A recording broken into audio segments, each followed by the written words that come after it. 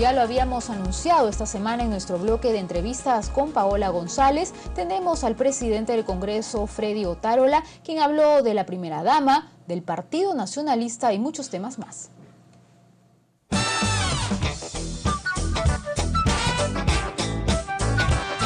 ¿Cómo están? Bienvenidos. Hoy estaremos en la vida de un hombre que, además de ser jurista, tiene mucho que decirnos acerca de lo que pasa en nuestro país.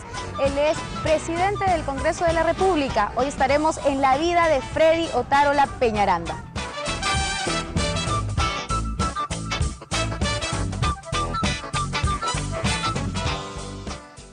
¿Cómo está, congresista? Bueno, ser presidente del Congreso no es nada fácil. ¿Cómo ha logrado articular esta gran labor para el país?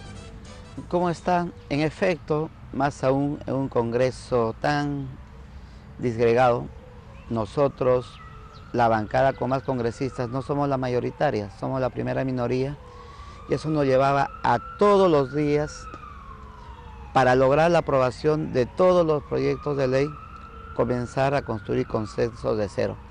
Eso hizo que la labor sea un poco más complicada, pero finalmente creo logramos los objetivos que nos trazamos. Se ha mantenido firme en la presidencia del Congreso de la República, pero también ha podido sacar adelante una serie de proyectos que de alguna manera usted está interesado en concretar. Por ejemplo, hablamos del TC, del BCR, de la ley universitaria. Ahí se requerían grandes consensos.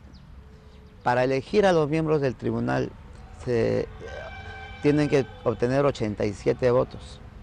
E insisto, tan disgregado el Congreso y con tantas posiciones distintas era difícil, pero lo hicimos.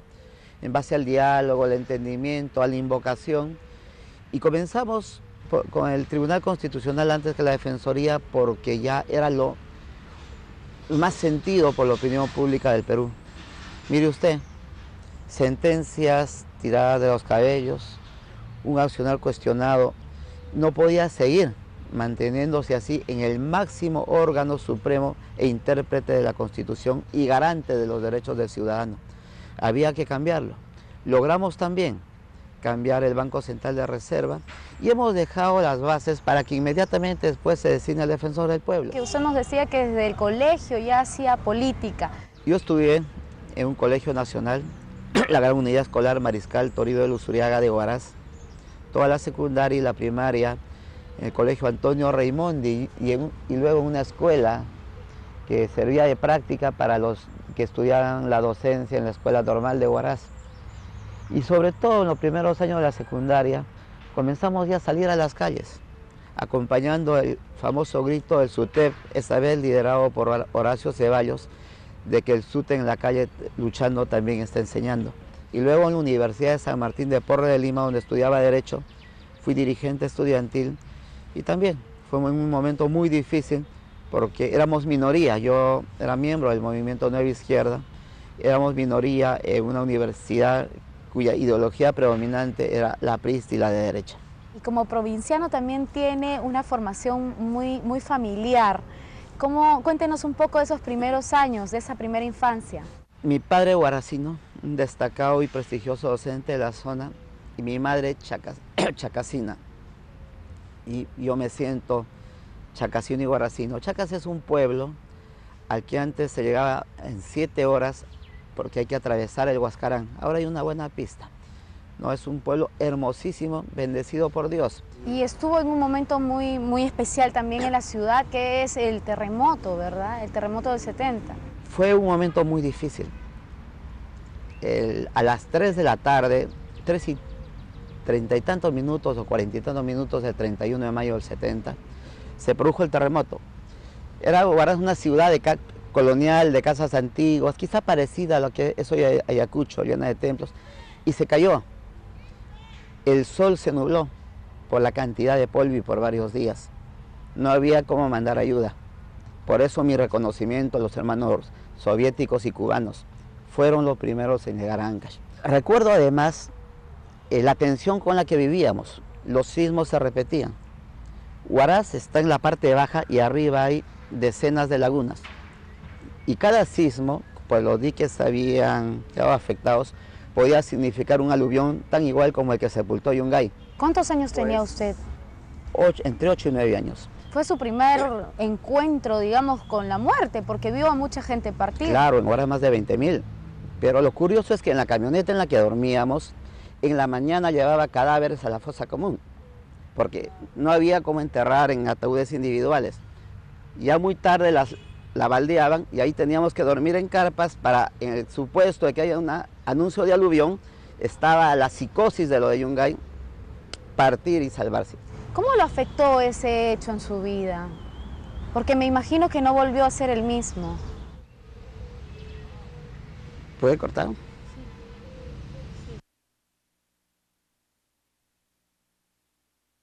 Terrible. Me ganó la emoción. A ver. No se preocupe, congresista. Gracias más bien por compartir estos momentos con nosotros. Sí. ¿Su familia se vio afectada en ese momento? No, fue una de las pocas familias que no tuvo fallecidos. Fue una suerte porque fue un evento muy grave. Caminábamos por las calles llenas de cadáveres. No había que comer. Fue un momento muy difícil que lo supimos superar, gracias a la ayuda internacional y a la ayuda nacional. Desde esa vez, mi eterna simpatía a los hermanos cubanos, y por eso siempre los hemos defendido. Nos pusieron hospitales, médicos. Recuerdo que pilotos rusos perdieron la vida, pero ahora supo salir de sus cenizas. Vamos a cambiar el tono más bien de la información y queremos hablar de este proyecto que es Mr. Cuy. Tiene usted un talento culinario, ¿cómo así emprendió este proyecto? Analicé el mercado y vi además que desde el sismo del 70, muchos ancachinos migraron a Lima, familias enteras, y por la cercanía a la salida a Lima hacia el norte se quedaron en el cono norte. Y decidí poner un restaurante de comida típica ancachina. Como había estudiado algo de periodismo, un nombre corto que suene y que quede internalizado. Ya había muchos rinconcitos, que es el nombre tradicional de los recreos de esta naturaleza. Y opté por Mr. Cuy. Es un nombre corto, pequeño, y creo que es un nombre que queda. ¿Hace alusión a algún producto que a usted le gusta mucho? No, es que ese es el plato bandera del restaurante. El cuy al estilo ancachino. Un cuy crocante, sabroso e inolvidable. ¿Ha ejercido usted el periodismo también? Cuéntanos esa etapa. Yo estudié algunos ciclos de periodismo en la Universidad de San Martín de Porres y trabajaba en un diario nacional que fue importantísimo. Lo dirigía Efraín Ruiz Caro y el subdirector era Juan Gargurevich, se llamaba el diario La Voz. Llegamos a vender más de 100.000 diarios. Está ya usted en otras ligas. ¿Se imaginó en algún momento, siempre fue su aspiración llegar al Congreso? ¿También podríamos hablar de un interés a la presidencia de la República? Honestamente no, dejé la universidad y me dediqué a mi profesión. Yo soy notario en Huaraz, pero además a la docencia. ¿Por qué se decide por la política? Mira, yo soy católico, practicante, le conté que soy parte de la obra del padre Hugosensi. Incluso ha sido monaguillo, me contaba. En efecto, de niño era monaguillo, pero eso me sirvió de mucho.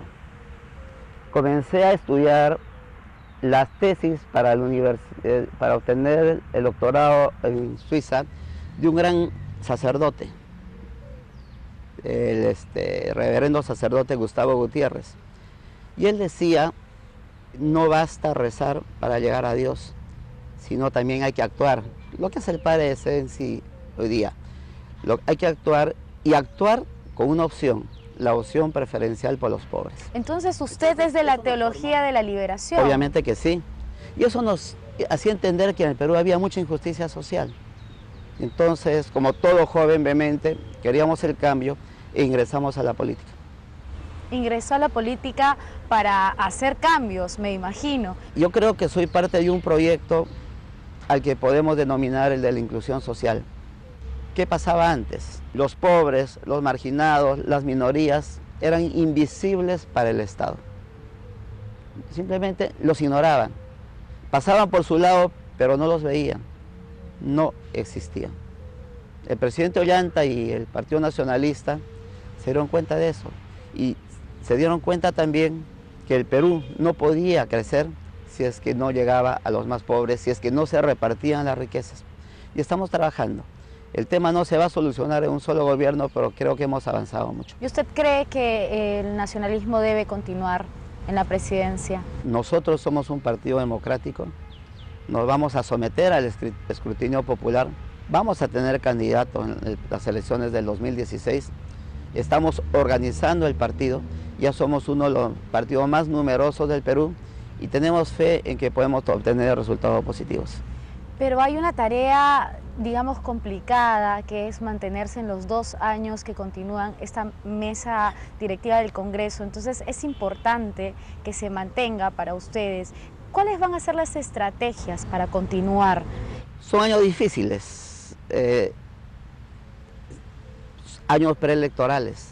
Las contradicciones se acentúan. Los partidos, legítimamente hay que decirlo, ya no piensan en otra cosa, en qué hacer para conseguir votos. Y a veces eso hace que pierdan la visión de lo que necesita el Perú, actúan por lo que necesita su partido.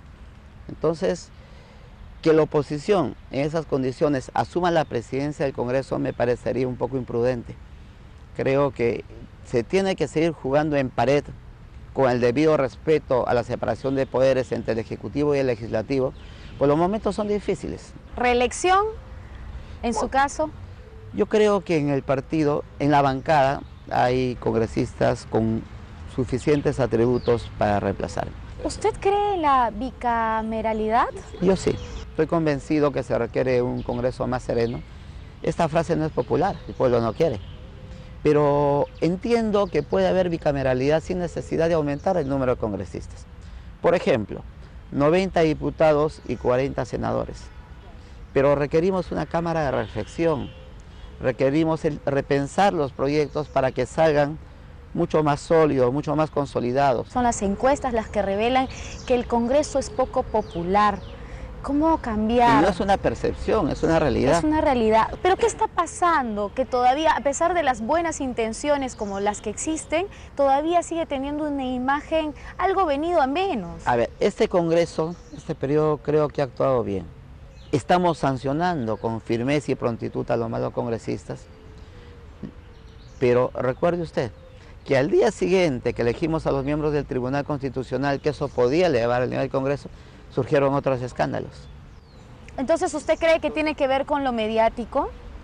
Pero justificado en hechos reales, ¿no? El periodismo no le podemos pedir que se calle. Más bien gracias a las denuncias de ellos es que logramos enmendar algunas deficiencias y errores. Pero estamos hablando de errores que más bien afectan directamente a los congresistas y que el público, en general la población, se siente insatisfecha. Un hecho malo opaca y oculta lo que pueden producir 1000 hechos buenos. ¿Qué impresión tiene de nuestra primera dama? Yo preferiría llamarla compatriota Nadine. Es una buena primera dama, pero porque es esposa del presidente de la República, aunque ella trabajó duro en la campaña para que el presidente Ollanta lo sea. Pero eso lo tiene porque es esposa del presidente. Pero lo de compatriota Nadine, como presidenta del Partido Nacionalista, lo tiene porque ayudó a crear un partido que, a diferencia de otros, en poco tiempo ha llegado a la presidencia, que está en todo el Perú.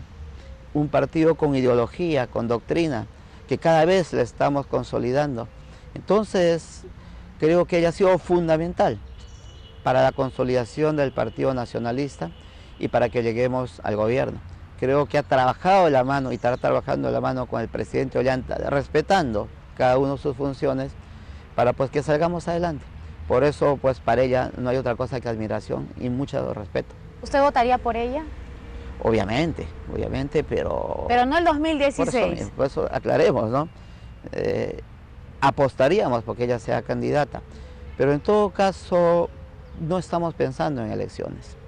No es bueno que como partido de gobierno actuemos pensando en elecciones. ¿Cuál cree usted que sea el mejor o el logro más importante de esta presidencia del Congreso que usted ha ejercido? Y aunque no lo crea, yo sí estoy convencido, la ley que sanciona o que dictamina la nueva ley universitaria. Mire, yo desde el grito de Córdoba que dieron los estudiantes en Argentina, reclamando el tercio estudiantil, la autonomía universitaria, yo soy partidario de la autonomía universitaria y del cogobierno con los estudiantes. Y no haríamos nada que afecte a ese cogobierno y que afecte a esa autonomía. Esta ley no afecta a la autonomía administrativa, pero las universidades como están no pueden continuar, salvo algunas buenas. Finalmente, ¿quién admira? Obviamente como católico a Jesucristo, y en el Perú a Simón Bolívar y al padre Hugo de Esencia, y obviamente al presidente Ollanta, ¿no?, que creo que está haciendo bastante por la transformación de nuestra patria. Bueno, congresista, le agradezco su tiempo, gracias por estar con nosotros. Amigos, gracias por su compañía. Hemos estado en la vida del presidente del Congreso de la República, Freddy Otárola Peñaranda. Hasta la próxima.